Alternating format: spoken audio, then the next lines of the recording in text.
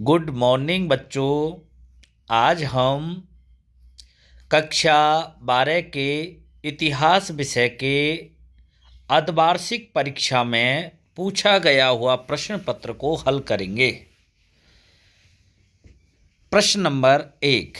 पुरातत्वविदों को हड़प्पा सभ्यता के किस स्थल से जुते हुए खेत के साक्ष्य मिले हैं? जुते हुए खेत के साक्ष्य कहाँ से मिले हैं बेटाओ? कालीबंगा। कालीबंगा राजस्थान के हनुमानगढ़ जिले में है। कालीबंगा का शाब्दिक अर्थ होता है काले रंग की चूड़ियाँ। प्रश्न नंबर 2। बौद्ध धर्म और जैन धर्म के आरंभिक ग्रंथों में कितने महाजनपदों का उल्लेख मिलता है? कितने महाजनपदों का? तो बेटा इसका आंसर है 16 महाजनपद। बौद्ध धर्म ग्रंथ अगुत्तर निकाय और जैन धर्म ग्रंथ भगवती सूत्र नामक के ग्रंथ से महाजनपदों का उल्लेख मिलता है, जिसकी संख्या है 16। प्रश्न नंबर 3। धर्मसूत्र और धर्मशास्त्र विभाग के कितने प्रकारों को अपनी स्वीकृति देते हैं? धर्मसूत्र और धर्मशास्त्र विभाग के कितने प्रकारों को अपनी स्वीकृति देते हैं? तो बेटा इसका आंसर है 8।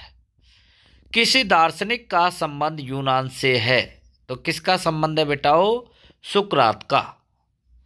नेक्स्ट क्वेश्चन है बेटा 5वां नंबर। अल बरूनी किसके साथ भारत आया था?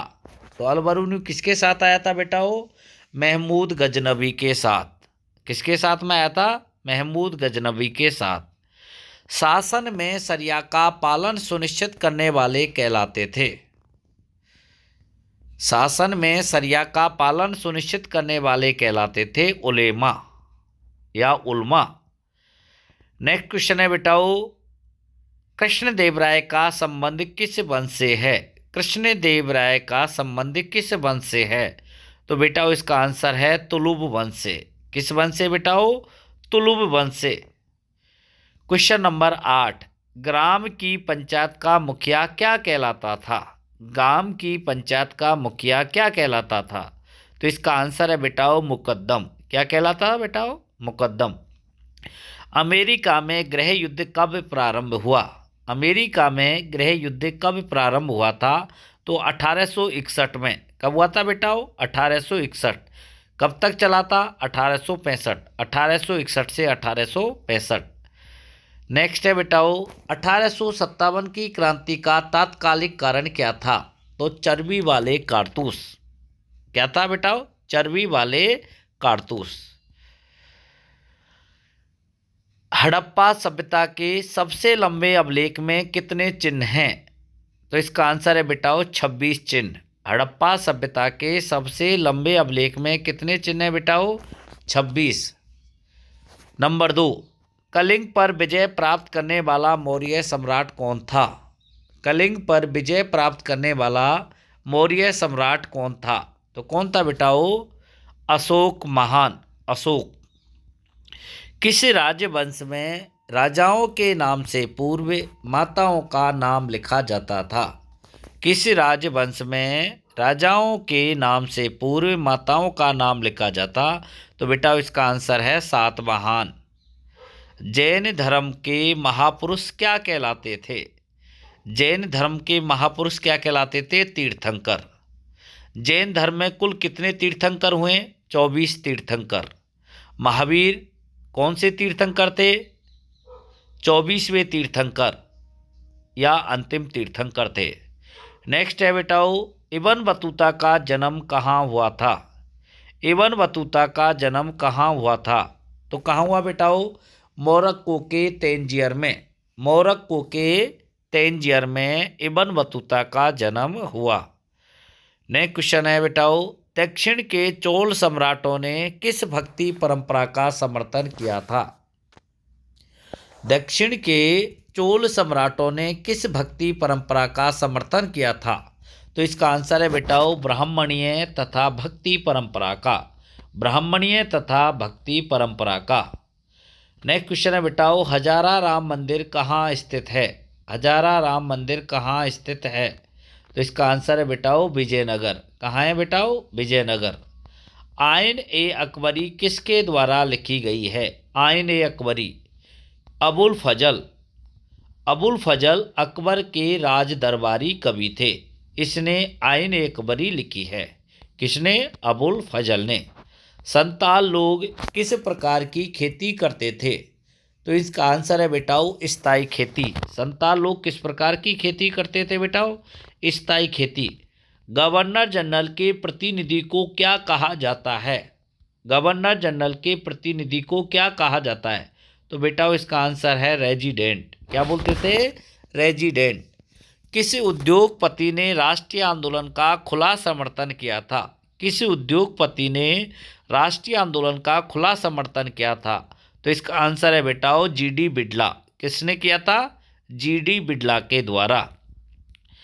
संविधान सभा के अध्यक्ष कौन थे? संविधान सभा के अध्यक्ष कौन थे? डॉक्टर राजेंद्र प्रसाद। संविधान सभा के अध्यक्ष डॉक्टर राजेंद्र प्रसाद थे। हड़प्पा सभ्यता के निर्वाह के तरीकों का वर्णन कीजिए। हड़प्पा सभ्यता के निर्वाह के तरीकों का वर्णन कीजिए। निर्वाह के तरीके। विकसित हड़प्पा संस्कृति कुछ ऐसे स्थानों पर पनपी जहां पहले आरंभिक हड़प्पा संस्कृतियां अस्तित्व में थी। हड़प्पा सभ्यता के नए निवासी कई प्रकार के पेड़ पौधों से प्राप्त तथा जानवरों से प्राप्त भोजन करते थे। ये लोग गेहूँ, जौ, दाल, सफ़ेद चना, तिल, बाजरा, चावल आदि का सेवन करते। ये लोग भेड़, बकरी, भैंस तथा सुअर के मांस का भी सेवन करते। हड़प्पा स्थलों से भेड़, बकरी, भैंसें, सुअर आदि जानवरों की हड्डियां प्राप्त हुई हैं। ये मछली का सेवन भी करते थे। Number 2 question. 16 महाजनपदों में मगध के उत्थान के कोई 3 कारण बताओ। 16 महाजनपदों में मगध के उत्थान या विकास के कोई 3 कारण बताइए। तो मगध के विकास के निम्नलिखित कारण हैं बेटाओ। नंबर 1, मगध क्षेत्र में खेती की उपज बहुत अच्छी होती थी। मगध क्षेत्र में खेती की उपज बहुत अच्छी थी, एक कारण। नंबर 2, मगध क्षेत्र में लोहे की खदानें भी सरलता से उपलब्ध थी। किसकी खदानें बेटाओ? लोहे की खदानें। अतः लोहे से उपकरणों और हथियार बनाना आसान होता था। लोहे से उपकरण और हथियार बनाना आसान होता। तीसरा विकास का कारण है बेटाओ, मगध के जंगलों में बड़ी संख्या में हाथी उपलब्ध थे। क्या थे बेटाओ? हाथी। ये हाथी मगध राज्य की सेना के एक महत्वपूर्ण अंग थे। नंबर 4 है बेटाओ, गंगा और इसकी उपनदियों से आवागमन सस्ता और सुलभ होता था। गंगा और इसकी उपनदियों से आवागमन सस्ता व सुलभ होता था। नंबर 5वां कारण है, बिम्बिसार अजातशत्रु की नीतियां मगध के विकास के लिए उत्तरदायी थी। बिम्बिसार अजातशत्रु की नीतियां मगध के विकास के लिए उत्तरदायी थी। नेक्स्ट क्वेश्चन है बेटाओ, मातृवंशिता से आप क्या समझते हैं? मातृवंशिता वह वंश परंपरा है जो माँ से जुड़ी होती थी। किससे जुड़ी हुई थी बेटाओ? माँ से। इस प्रकार के उदाहरण हमें, एक तो सातवाहन जो शासक हैं वो अपने नाम के साथ माता के नाम को लगाते थे।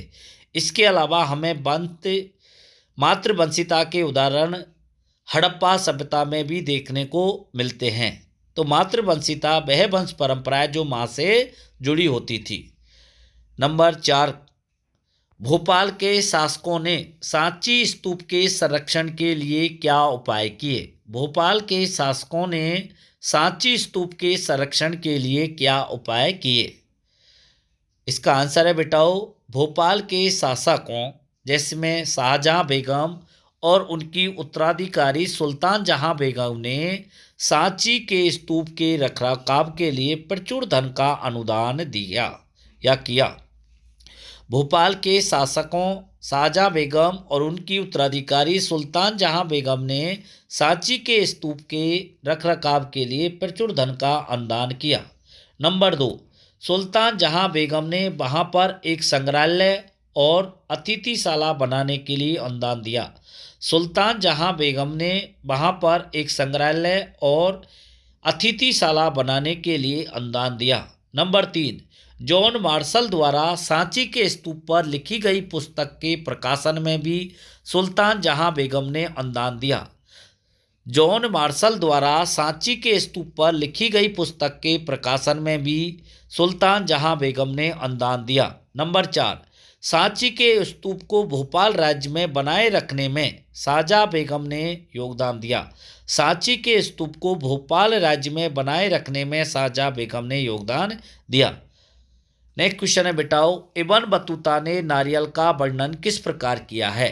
इब्न बतूता ने नारियल का वर्णन किस प्रकार किया है? इब्न बतूता के अनुसार नारियल के वृक्ष स्वरूप में सबसे अनोखे और प्रकृति में सबसे आश्चर्यजनक वृक्षों में से है। इब्न बतूता के अनुसार नारियल के वृक्ष स्वरूप में सबसे अनोखे और प्रकृति में सबसे आश्चर्यजनक वृक्ष है। ये बिल्कुल खजूर के वृक्ष जैसे दिखते हैं। किस वृक्ष की तरह? खजूर के वृक्ष। इनमें केवल एक अंतर है कि नारियल से काष्ठफल प्राप्त होता है, नारियल से काष्ठफल तथा दूसरे से खजूर। नारियल मानव शरीर से मेल खाता है, नारियल मानव शरीर से मेल खाता है क्योंकि इसमें 2 आँखें एक मुख है, क्योंकि इसमें 2 आँखें और एक मुख है और अंदर का भाग हरा होने पर मस्तिष्क जैसा दिखता है। अंदर का भाग हरा होने पर मस्तिष्क जैसा दिखता है। इससे जुड़ा रेशा बालों जैसा दिखाई देता है। रेशा कैसे दिखाई देता है बेटाओ? बालों जैसा। वे इससे रस्सी बनाते हैं। नेक्स्ट क्वेश्चन है बेटाओ, अलवार और नैनार संतों का जाति के प्रति क्या दृष्टिकोण था? अलवार और नैनार संतों का जाति के प्रति क्या दृष्टिकोण था? अलवार और नैनार संतों ने जाति प्रथा तथा ब्राह्मणों की प्रभुता का विरोध किया है। अलवार नैनार संतों ने जाति प्रथा तथा ब्राह्मणों की प्रभुता का विरोध किया है। कुछ सीमा तक यह बात सत्य प्रतीत होती है क्योंकि भक्ति संत विविध समुदाय से थे, जैसे ब्राह्मण, शिल्पकार, किसान और कुछ तो उन जातियों से आए थे जिन्हें अस्पृश्य माना जाता था, यानी जिनको छू भी नहीं सकते थे। अलवारों के अनुसार भगवान विष्णु उन दासों को पसंद करते हैं जो उनके चरणों से प्रेम रखते हैं। अलवारों के अनुसार भगवान विष्णु उन दासों को पसंद करते हैं जो उनके चरणों से प्रेम रखते हैं, चाहे वे वर्ण व्यवस्था से परे हों, चाहे वे वर्ण व्यवस्था से परे हो। वर्ण कितने बेटाओ? 4, ब्राह्मण, क्षत्रिय, वैश्य और शूद्र। नेक्स्ट क्वेश्चन है बेटाओ, महानवमी डिब्बा से जुड़े अनुष्ठानों का वर्णन करो। महानवमी डिब्बा से जुड़े अनुष्ठानों का वर्णन करो। महानवमी डिब्बा से जुड़े अनुष्ठान संभवतः सितंबर तथा अक्टूबर के महीनों में मनाए जाने वाले 10 दिन के हिंदू त्योहार थे। कब मनाते थे? सितंबर और अक्टूबर के महीनों में मनाए जाने वाले 10 दिन के हिंदू त्योहार थे, जो उत्तर भारत के दशहरा, बंगाल की दुर्गा पूजा तथा प्रायद्वीपीय भारत की नवरात्रि या महानवमी के नामों से जाने जाते हैं। कब मनाए जाते थे? सितंबर अक्टूबर के महीने में। कितने दिन? 10 दिन। जो उत्तर भारत की दशहरा, बंगाल की दुर्गा पूजा और प्रायद्वीपीय भारत की नवरात्रि महानवमी के नामों से जाने जाते हैं। ये महानवमी के अवसर पर निष्पादित किए जाते हैं। इस अवसर पर विजयनगर के शासक अपनी प्रतिष्ठा तथा शक्ति का प्रदर्शन करते हैं। विजयनगर के शासक अपनी प्रतिष्ठा तथा शक्ति का प्रदर्शन करते हैं। नेक्स्ट क्वेश्चन है बेटाओ, 17वीं शताब्दी के स्रोतों में किन 2 प्रकार के किसानों का उल्लेख है? 17वीं शताब्दी के स्रोतों में किन 2 प्रकार के किसानों का उल्लेख है? 17वीं शताब्दी के स्रोत निम्नलिखित 2 प्रकार के किसानों का उल्लेख है। कौन कौन से? खुदकास्त और पाईकास्त। खुदकास्त और पाईकास्त। खुदकास्त किसान उन्हीं गांवों में रहते थे जिनमें उनकी जमीन थी। खुदकास्त किसान उन्हीं गांवों में रहते थे जिनमें उनकी जमीन थी। पाई कास्त वे किसान थे जो दूसरे गांवों से ठेके पर खेती करने आते थे। कुछ लोग अपनी इच्छा से भी पाई कास्त बनते थे, जैसे सुदूर गांवों में करों की शर्तें उत्तम मिलने पर कुछ लोग अकाल या भुखमरी के बाद आर्थिक परेशानी से बाध्य होकर भी पाई कास्ते किसान बनते थे। नेक्स्ट क्वेश्चन है बेटाओ, संताल विद्रोह के कोई दो कारण बताइए। संताल विद्रोह के कोई दो कारण बताओ। संताल जो विद्रोह हुआ था वो 1855-56 में हुआ था। सिद्धू और कानू के नेतृत्व में हुआ था। संतालों को यह ज्ञात हो गया कि उन्होंने जिस भूमि पर खेती शुरू किया था वह उनके हाथों से निकलती जा रही थी। संतालों को यह ज्ञात हो गया कि उन्होंने जिस भूमि पर खेती करना शुरू किया था वह उनके हाथों से निकलती जा रही थी। नंबर 2, संतालों ने जिस जमीन पर खेती शुरू की थी उस पर सरकार ने भारी कर लगा दिए थे। सरकार ने भारी कर लगा दिए। नंबर 3, साहूकारों ने बहुत ऊंची दर पर ब्याज लगा दिया था। जो साहूकार थे उन्होंने बहुत ऊंची दर पर ब्याज लगा दिया। कर्जा अदा न करने पर उनकी जमीन पर कब्जा कर लेते थे। कर्जा अदा न करने पर उनकी जमीन पर कब्जा कर लेते थे। नंबर 4, जमींदार लोग दामिन इकोह जिसे संतालों की भूमि कहा जाता है पर अपने नियंत्रण का दावा कर रहे थे। जमींदार लोग दामिन क्षेत्र संतालों की भूमि पर अपने नियंत्रण का दावा कर रहे थे। नेक्स्ट क्वेश्चन है बेटाओ, अंग्रेजों द्वारा अवध के अधिग्रहण का स्थानीय जनता पर क्या प्रभाव पड़ा। अंग्रेजों द्वारा अवध के अधिग्रहण का स्थानीय जनता पर क्या प्रभाव पड़ा। अंग्रेजों ने अवध का अधिग्रहण कब किया? 1856 में। इसका स्थानीय जनता पर क्या प्रभाव पड़ा? इसका आंसर है बेटाओ, अंग्रेजों द्वारा अवध के अधिग्रहण के कारण स्थानीय जनता ब्रिटिश शासन के विरुद्ध हो गई थी। किस शासन के विरुद्ध? ब्रिटिश शासन के। क्योंकि नवाब को हटाने से दरबार और उसकी संस्कृति नष्ट हो गई थी। क्योंकि नवाब को हटाने से दरबार और उसकी संस्कृति नष्ट हो गई थी। संगीतकारों, नर्तकों, कवियों, बावर्चियों, नौकरों, सरकारी कर्मचारियों एवं अनेक लोगों की रोजी रोटी समाप्त हो गई थी। नेक्स्ट क्वेश्चन है बेटाओ, गांधी जी के द्वारा दक्षिण अफ्रीका में किए गए कार्यों को संक्षेप में लिखिए।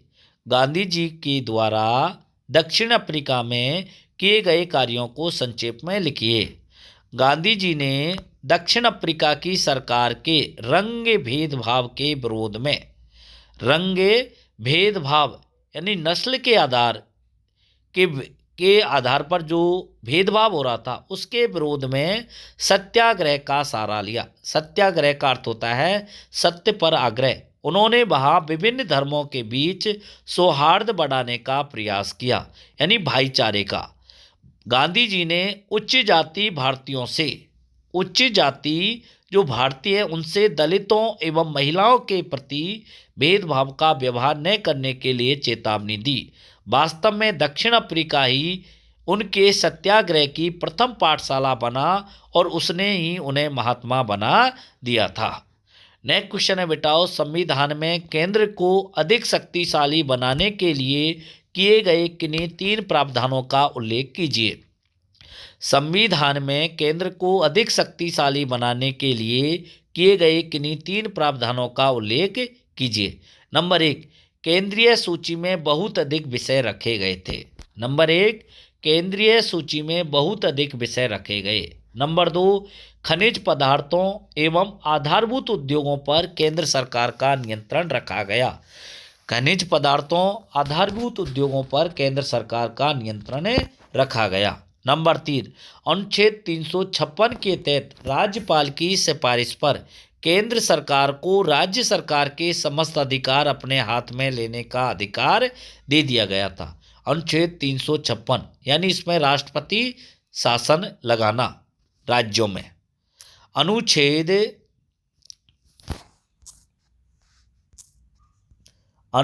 356 के तहत राज्यपाल की सिफारिश पर केंद्र सरकार को राज्य सरकार के समस्त अधिकार अपने हाथ में लेने का अधिकार दे दिया गया था।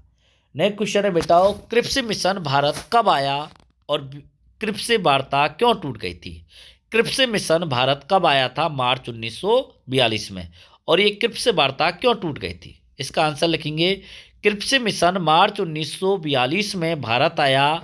सर स्टेफर्ड क्रिप्स के साथ वार्ता में कांग्रेस ने इस बात पर बल दिया कि यदि धुरी शक्तियों के विरुद्ध ब्रिटेन कांग्रेस का समर्थन चाहता है तो उसे व्यवसाय की कार्यकारी परिषद में किसी भारतीय को रक्षा सदस्य नियुक्त करना होगा।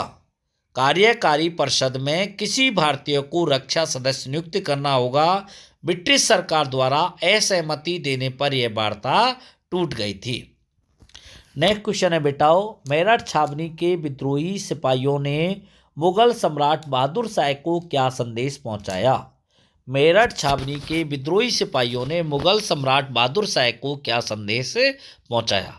तो इसका आंसर है बेटाओ, दिल्ली के लाल किले के फाटक पर पहुंचकर मेरठ छावनी के विद्रोही सैनिकों ने मुगल सम्राट बहादुर शाह को यह संदेश पहुंचाया कि हम मेरठ के सभी अंग्रेज पुरुषों को मारकर आए हैं। हम मेरठ के सभी अंग्रेज पुरुषों को मारकर आए हैं क्योंकि वो हमें गाय और सुअर की चर्बी में लिपटे कारतूसों को दांतों से खींचने के लिए मजबूर कर रहे थे। इससे हिंदू और मुसलमान दोनों का धर्म भ्रष्ट हो जाएगा। आप हमें अपना आशीर्वाद दें और हमारा नेतृत्व करें। आप हमें अपना आशीर्वाद दें और हमारा नेतृत्व करें। नेक्स्ट क्वेश्चन है बेटाओ, इस्तेमरारी बंदोबस्त क्या था? इस्तेमरारी बंदोबस्त को बोलते हैं स्थायी बंदोबस्त।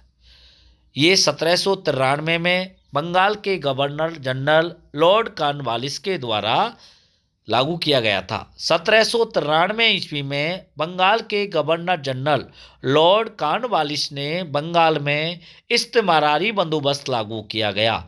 इस बंदोबस्त के अंतर्गत ईस्ट इंडिया कंपनी ने राजस्व की राशि निश्चित कर दी थी। इस बंदोबस्त के अंतर्गत ईस्ट इंडिया कंपनी ने राजस्व की राशि निश्चित कर दी जो प्रत्येक जमींदार को चुकानी पड़ती थी। जो जमींदार अपनी निश्चित राशि नहीं चुका पाते थे उनसे राजस्व वसूल करने के लिए उनकी जमींदारियां नीलाम कर दी जाती। जमींदारी क्या कर देते? नीलाम। यह बंदोबस्त ईस्ट इंडिया कंपनी तथा जमींदारों के बीच हुआ था। यह बंदोबस्त ईस्ट इंडिया कंपनी तथा जमींदारों के बीच हुआ था। नेक्स्ट क्वेश्चन है बेटाओ, मुगल कालीन खुद काश्त व पाई काश्त किसानों में अंतर स्पष्ट करो। मुगल कालीन खुद काश्त व पाई काश्त किसानों में अंतर स्पष्ट करो। मुगल काल में दो तरह के किसान होते थे, खुद काश्त और पाई काश्त। खुद काश्त वे किसान थे जिनके पास अपनी जमीन होती और वो अपने गांवों में ही रहकर खेती करते थे। पाई काश्त वे किसान थे जो दूसरे गांवों से ठेके पर खेती करने आते थे। किसान अकाल व भुखमरी जैसी आर्थिक परेशानियों के कारण पाई काश्त बनते थे।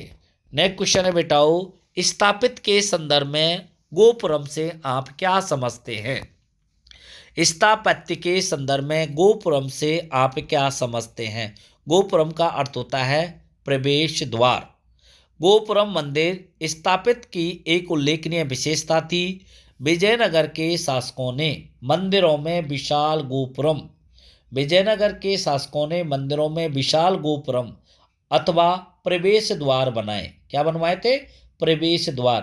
राय गोपुरम अथवा राजकीय प्रवेश द्वार के सामने प्राय केंद्रीय देवालयों की मीनारें बहुत छोटी प्रतीत होती थी। इन्हें देखकर लंबी दूरी से मंदिर के होने का संकेत मिल जाता था। नेक्स्ट क्वेश्चन है बेटाओ, हड़प्पा सभ्यता की नगर नियोजन तथा जल निकास प्रणाली की प्रमुख विशेषता बताइए।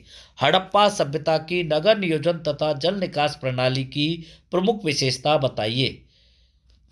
नंबर 1, नगर। हड़प्पा के नगरों का निर्माण एक निश्चित योजना के अनुसार किया गया था। इन नगरों की आधार योजना, निर्माण शैली तथा नगरों की आवास व्यवस्था में समानता तथा एकरूपता दिखाई देती है।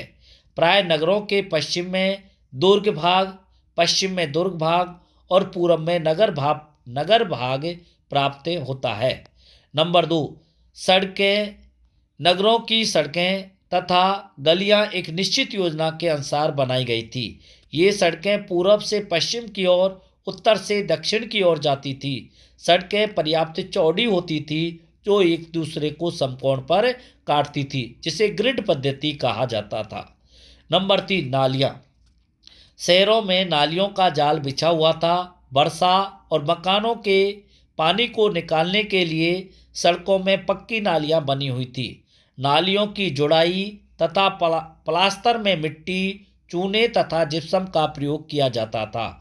ये नालियां ईंटें अथवा पत्थर से ढकी रहती थी। समय समय पर इन नालियों की सफाई की जाती थी। घरों की नालियां पहले एक हौदी या मलकुंड में खाली होती थी जिसमें ठोस पदार्थ जमा हो जाता था। गंदा पानी गली की नालियों में बह जाता था। नंबर 4, कुएं। हड़प्पा सभ्यता काल में प्राय प्रत्येक घर में एक कुआं होता था। पानी रस्सी की सहायता से निकाला जाता। कुछ कुओं के अंदर सीढ़ियां बनी हुई थी। नंबर 5, भवन निर्माण। हड़प्पा सभ्यता के मकान एक निश्चित योजना के अनुसार बनाए जाते थे। मकान प्राय पक्की ईंटों के बने होते थे। दीवारों पर प्लास्टर। दीवारों पर मिट्टी का प्लास्टर किया जाता, कभी कभी जिप्सम का प्लास्टर भी किया जाता था। आंगन, रसोई घर, स्नानागार आदि की व्यवस्था। मकानों में आंगन, रसोई घर, स्नान घर, शौचालय, दरवाजों, रोशनदान आदि की व्यवस्था रहती थी। भूमि तल पर भी बनी दीवारों में खिड़कियां नहीं थी। इसके अतिरिक्त मुख्य द्वार से आंतरिक भाग अथवा आंगन का सीधा अवलोकन नहीं होता था। छतें। मकानों की छतें समतल थी। ये लकड़ी की कड़ियों से बनाई जाती थी। सीढ़ियाँ। मकान एक से अधिक मंजिल के भी होते थे। छत अथवा ऊपर की मंजिल पर जाने के लिए मकानों में सीढ़ियाँ होती थी। ये पक्की ईंटों की बनी होती थी। नंबर 6, विशाल स्नानागार। मोहनजोदड़ो में एक विशाल स्नानागार मिला है। इसमें नीचे उतरने के लिए पक्की ईंटों की सीढ़ियाँ बनी हुई हैं। इसकी दीवारें और फर्श पक्की ईंटों के बने हैं। स्नान कुंड के चारों ओर गैलरी, बरामदा और कमरे बने हुए थे। स्नान कुंड के निकट ही एक कुआं है जिससे स्नान कुंड में पानी भरा जाता होगा। स्नान कुंड के 3 और बरामदे हैं। स्नान घर के भवन के उत्तर में 8 स्नान कक्ष हैं। तो ये बेटा ये था हड़प्पा सभ्यता की नगर योजना तथा जल निकास प्रणाली की प्रमुख विशेषता।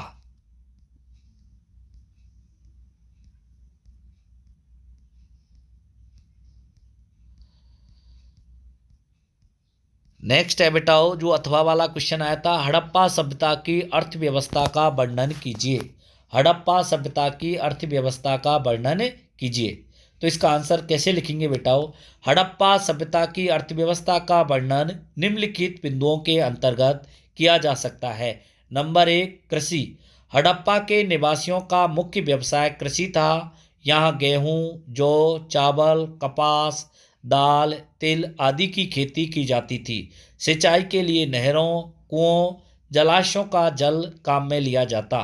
पुरातत्वविदों ने फसलों की कटाई के लिए प्रयुक्त औजारों को पहचानने का प्रयास भी किया है। नंबर 2, पशुपालन। उत्खनन में अनेक मोहरें मिली हैं जिन पर अनेक पशुओं पक्षियों के चित्र उत्कीर्ण हैं। इनसे ज्ञात होता है कि हड़प्पावासी गाय, बैल, भैंस, सुअर, भेड़, बकरी, कुत्ते आदि जानवर पालते थे। ये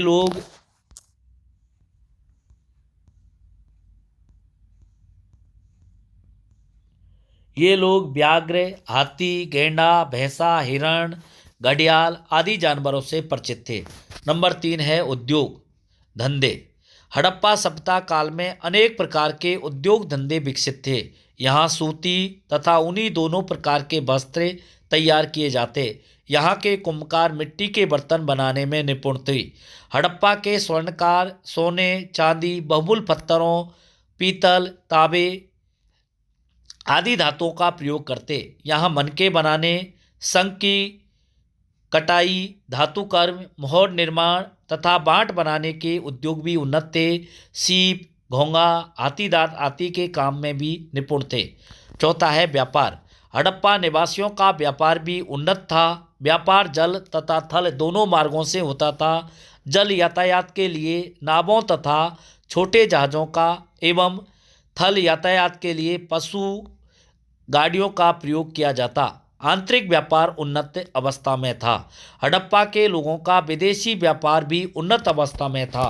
उनका ओमान, मेसोपोटामिया, ईरान, अफगानिस्तान आदि देशों के साथ व्यापारिक संबंध स्थापित था। मेसोपोटामिया में हड़प्पा सभ्यता की लगभग 2 दर्जनें मोहरें मिली हैं।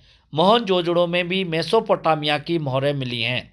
नंबर 5, तोल एवं माप के साधन। हड़प्पा निवासी बाँटों का प्रयोग करना भी जानते थे। मोहनजोदड़ो की खुदाई में छोटे बड़े सभी प्रकार के बाँट मिले हैं। ये बाँट सामान्यतः चल्ट नामक पत्थर से बनाए जाते थे। किससे? चल्ट नामक पत्थर से। और प्राय ये किसी भी प्रकार के चिन्हों से रहित घनाकार होते थे। नंबर 6, यातायात के साधन। स्थल मार्ग से जाने के लिए बैलगाड़ियाँ, इक्कों आदि का प्रयोग होता था। जल मार्गों से जाने के लिए नावों तथा छोटे जहाज़ों का प्रयोग किया जाता था। नेक्स्ट क्वेश्चन है बेटाओ, संविधान सभा के गठन का विवेचन कीजिए। संविधान सभा का गठन यानी इसकी पहली बैठक 9 दिसंबर 1946 को हुई थी। इसके अध्यक्ष डॉक्टर सच्चिदानंद सिन्हा को बनाया गया था, जो अस्थायी अध्यक्ष थे। और 11 दिसंबर 1946 को डॉक्टर राजेंद्र प्रसाद को संविधान सभा का स्थायी अध्यक्ष चुना गया था। संविधान सभा के सदस्यों का चुनाव सार्वभौमिक मताधिकार के आधार पर नहीं हुआ था। 1945-46 में भारत के प्रांतों के चुनाव हुए थे 1945-46 में। इसके पश्चात प्रांतीय संसदों ने संविधान सभा के सदस्यों को चुना। नई संविधान सभा में कांग्रेस प्रभावशाली थी। प्रांतीय चुनावों में कांग्रेस ने सामान्य चुनाव क्षेत्रों में भारी विजय प्राप्त की और मुस्लिम लीग को अधिकांश आरक्षित मुस्लिम सीटें मिल गई। परंतु मुस्लिम लीग ने संविधान सभा का बहिष्कार उचित समझा और एक अन्य संविधान बनाकर उसने पाकिस्तान के निर्माण की मांग जारी रखी। प्रारंभ में समाजवादी भी संविधान सभा से दूर रहे, क्योंकि वे उसे अंग्रेजों द्वारा बनाई हुई संस्था मानते थे। इन सभी कारणों से संविधान सभा के 82% सदस्य कांग्रेस पार्टी के सदस्य थे। कितने परसेंट? 82%। नंबर 2, कांग्रेस में मतभेद। सभी कांग्रेस सदस्य एक मन नहीं थे। कई निर्णायक मुद्दों पर उनके भिन्न भिन्न मत थे। कई कांग्रेसी समाजवाद से प्रेरित थे तो कई जमींदारी के समर्थक थे। कई कांग्रेसी समाजवाद से प्रेरित थे तो कई अन्य जमींदारी के समर्थक थे। कुछ सांप्रदायिक दलों के निकट थे तो कुछ पक्के धर्मनिरपेक्षक। राष्ट्रीय आंदोलन के कारण कांग्रेसी वाद विवाद करना और मतभेदों पर बातचीत कर समझौते की खोज करना सीख गए थे। संविधान सभा में भी कांग्रेस सदस्यों ने इस प्रकार का दृष्टिकोण अपनाया। पॉइंट नंबर 3, संविधान सभा में हुई चर्चाओं का जनमत से प्रभावित होना। संविधान सभा में हुई चर्चाओं का जनमत से प्रभावित होना। संविधान सभा में हुई चर्चाएं जनमत से भी प्रभावित होती थी। जब संविधान सभा में बहस होती तो विभिन्न पक्षों के तर्क समाचार पत्रों में भी प्रकाशित होते और समस्त प्रस्तावों पर सार्वजनिक रूप से बहस चलती। इस प्रकार की आलोचना और जवाबी आलोचना में किसी मुद्दे पर बनने वाली सहमति या असहमति पर गहरा प्रभाव पड़ता था। नंबर 4, सामूहिक सहभागिता। सामूहिक सहभागिता बनाने के लिए जनता के सुझाव भी मांगे जाते। कई भाषी अल्पसंख्यक अपनी मातृभाषा की रक्षा की मांग करते। धार्मिक अल्पसंख्यक अपने विशेष हितें सुरक्षित करवाना चाहते और दलित वर्गों के लोग शोषण के अंत की मांग करते हुए सरकारी संस्थाओं में आरक्षण चाहते थे। नंबर 3, भारत के मानचित्र में निम्नलिखित ऐतिहासिक स्थलों को अंकित कीजिए। जो भारत का मानचित्र है उसमें बेटाओ कुछ ऐतिहासिक स्थल हैं, उनको अंकित करना है। जैसे राजगीर कहाँ है बेटाओ? बिहार में। नागेश्वर कहाँ है बेटाओ? गुजरात में। लखनऊ कहाँ है? यूपी में। यानी उत्तर प्रदेश में। नासिक कहाँ है बेटाओ? महाराष्ट्र में। हरि चंपारण कहाँ है बेटाओ? बिहार में। लोथल कहाँ है बेटाओ? गुजरात में। मुंबई महाराष्ट्र में। और पानीपत हरियाणा।